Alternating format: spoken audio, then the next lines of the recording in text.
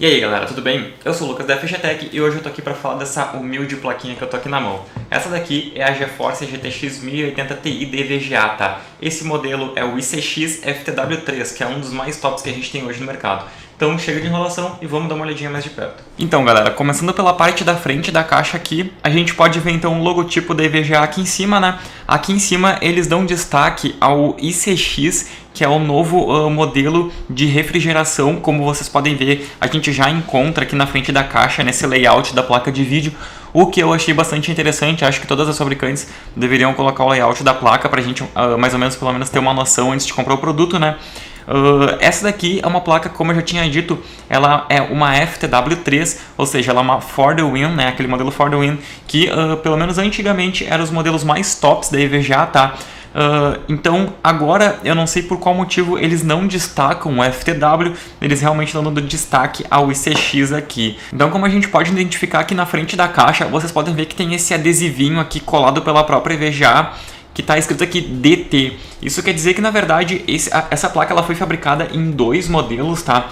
Com part numbers diferentes. Então a gente tem o 6696 e o 6694. Esse daqui é o 6694, que vem com esse adesivinho DT. Na verdade, eu não sei ao certo o que significa a sigla DT, mas o que eu sei é que a principal diferença delas, eu acredito que inclusive seja a única, é o clock, tá? Então, no caso do modelo padrão, sem ser o DT, a gente tem um clock base de 1569 e o boost de 1683. E no caso dessa daqui, a gente tem um clock base aí de 1480 e um boost de 1582, tá? Então esse aqui, o modelinho DT, tem o clock um pouquinho mais baixo do que a outra padrão, ok? Aqui embaixo, então, a gente tem algumas funções que são compatíveis com ela, né? Que é o caso aqui do GameWorks DirectX 12 e tal, e algumas outras coisas que ele vai mostrando ali, tá? Aqui na parte de trás da caixa, então, a gente conta com algumas especificações da placa, tá? Aqui em alguns, acho que uns 3, 4 idiomas diferentes aqui, eles especificam a compatibilidade da placa, que no caso é compatível com VR, é compatível com Ansel,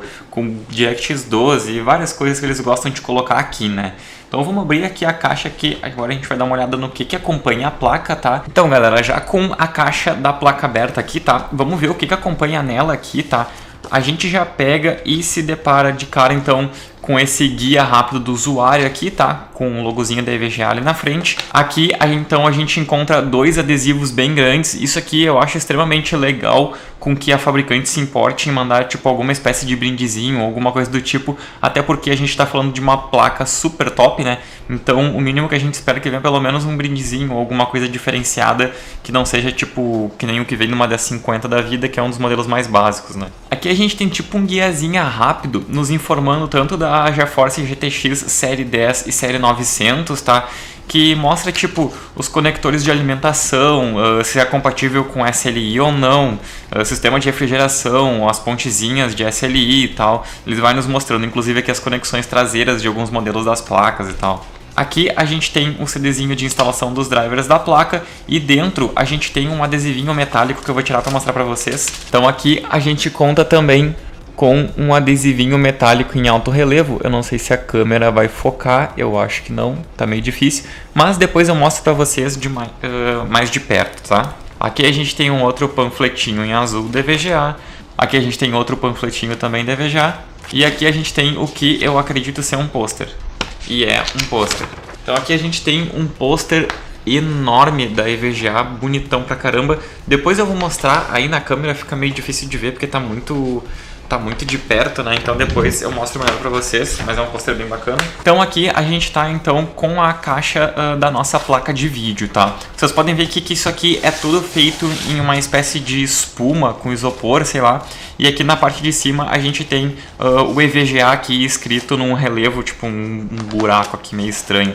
Então tipo a gente tira essa parte da frente aqui que é tipo uma tampinha de espuma, e aqui dentro a gente já tem a nossa placa, tá? Vamos tirar ela daqui. É pesada pra caramba. E aqui então a gente tem dois adaptadores da fonte que a gente não recomenda que use, tá? Mas é interessante que acompanha.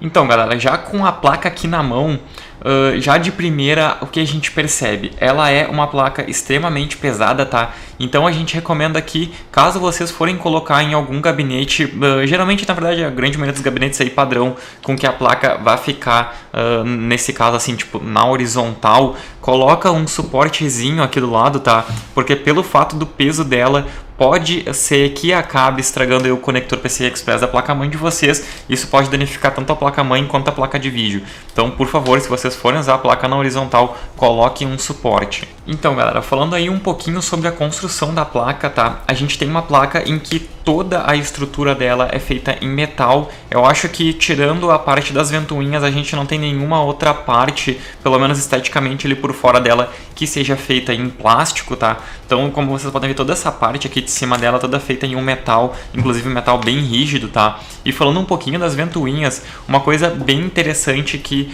a EVGA gostou de destacar aí, pelo menos ali no site deles, é que as ventoinhas, elas são tipo dedicadas. Ah, como assim?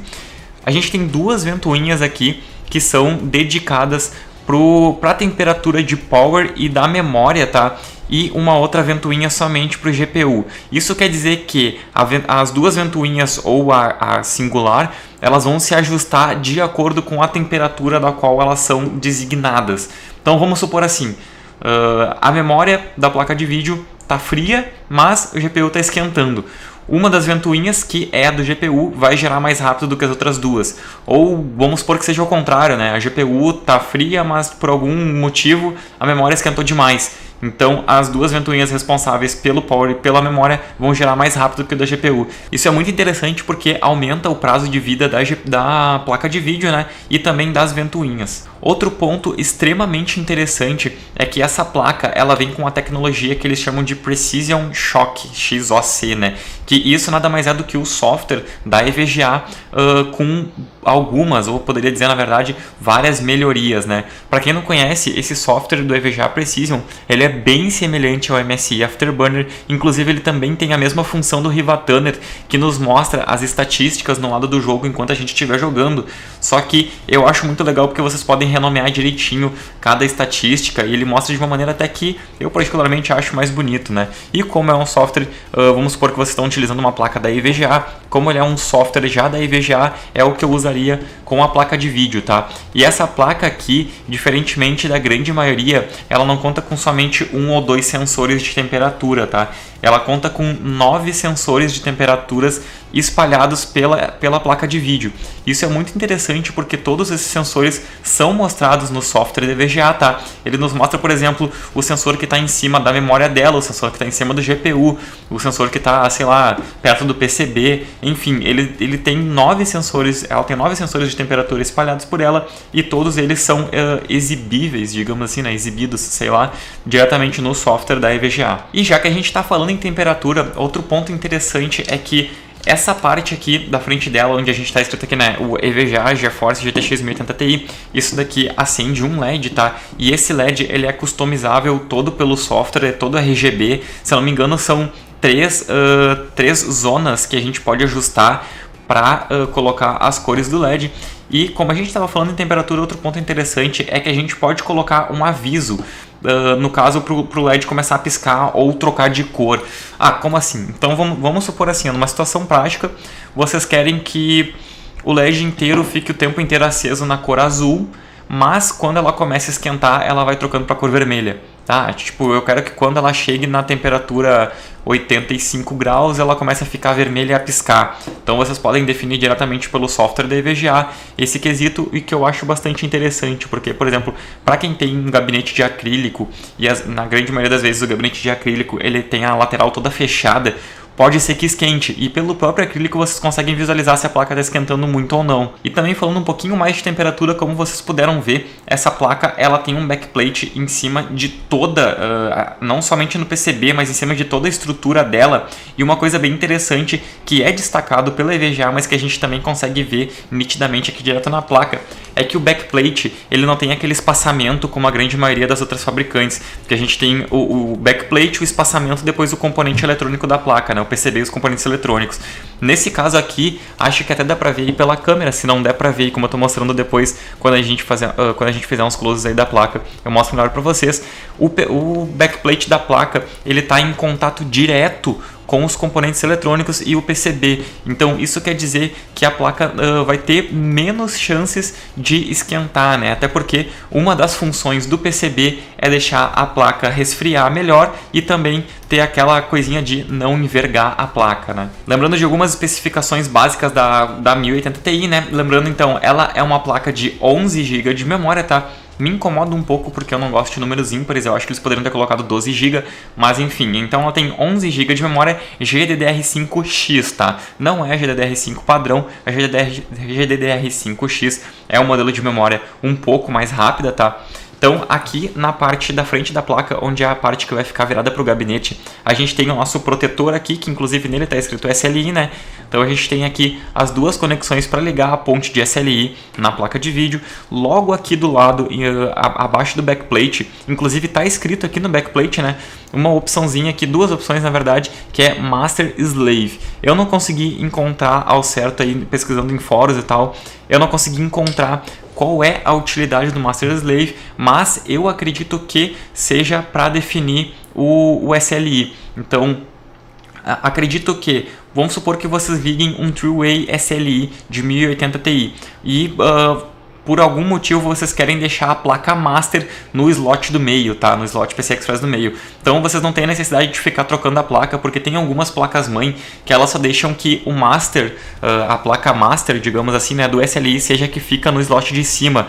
Então nessas daqui, caso vocês façam, por exemplo, um Two-Way ou Three-Way com essas três placas aqui de VGA, eu acho que vocês conseguem daí configurar aqui o Master Slave direto por esse botãozinho. Depois eu vou ver se eu consigo mostrar mais de perto, um botãozinho bem pequenininho, e tá escrito Master Slave bem pequenininho, não vai dar pra ver aí pela câmera, mas depois eu mostro um pouquinho mais de perto. Se eu estiver equivocado de acordo com essa informação, por gentileza, deixem embaixo nos comentários, que depois eu coloco a correção aí no vídeo. Então aqui na parte da frente a gente também encontra os nossos conectores de alimentação da fonte. Como vocês podem ver, são dois conectores de 8 pinos, tá? Essa placa, ela tem o TDP máximo dela aí de 280 watts, tá? Acredito que esse seja o TDP dela para quem estiver fazendo aí um overclock bem de leve, né? Então ela atinge o máximo de 280 watts, tá? Na parte traseira dela aqui, então, a gente conta com 3 conexões DisplayPort, uma HDMI e uma DVI-D, tá?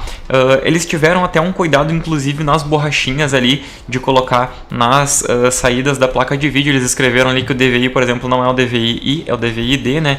Então, essa placa como um todo, na verdade, depois eu vou mostrar mais de perto aí, porque do jeito que eu tô mostrando aqui agora, nesse ângulo, fica difícil de ver. Ela tem muitos detalhes muito legais, né? Tipo, ela tem o tipo GeForce GTX 1080 Ti escrito bem no cantinho aqui.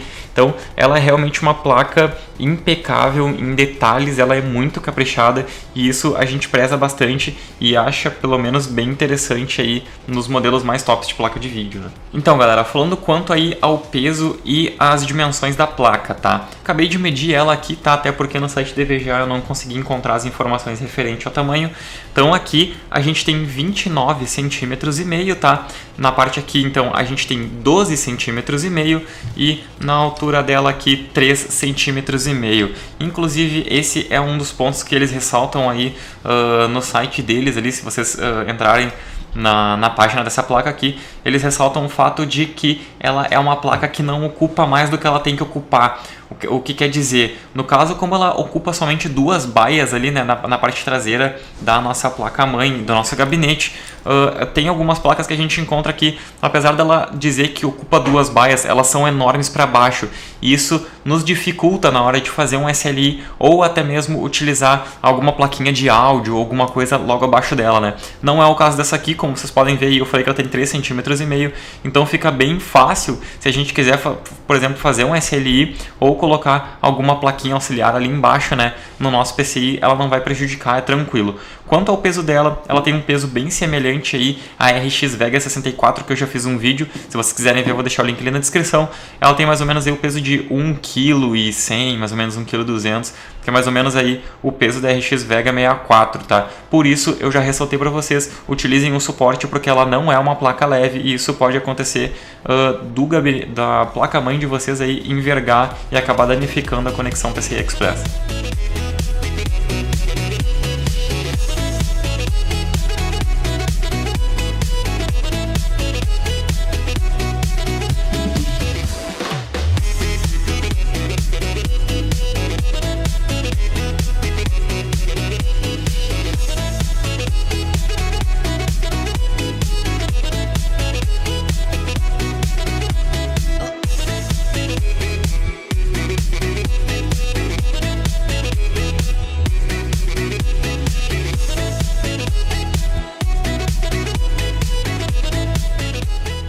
Então é isso aí, pessoal, espero que vocês tenham gostado do vídeo. Se vocês gostaram, se inscrevam no nosso canal, deixem o like ali embaixo. Se ainda restou alguma dúvida sobre o produto, pode deixar nos comentários ali que eu respondo quanto antes. Valeu e até a próxima!